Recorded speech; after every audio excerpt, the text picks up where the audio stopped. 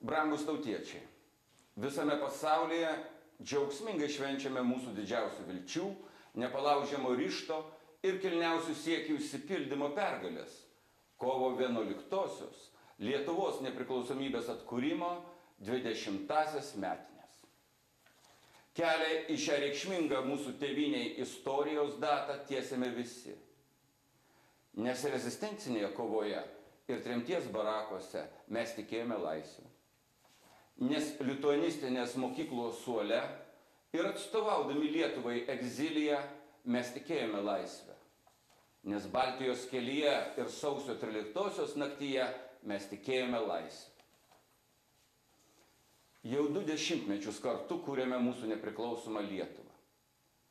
Tad įkvėpę gūsį laisvės vėjo, pakilkime virš kasdienybės rūpesčių. Įvertinkime ir supraskime, ką jau esame pasiekę. Pripildykime savo gyvenimus atsakomybės ir pilietiškumo. Skirkime savo jėgas mūsų Lietuvai, prasidedančiai kiekvieno širdyje kurti. Šios gražios sukakties proga visiems pasaulio lietuviams nuoširdžiai linkiu dar kartą pajausti Lietuvą savyje. Nes Lietuva tai mes. Nes mes tai Lietuva. Mes tikime laisvę.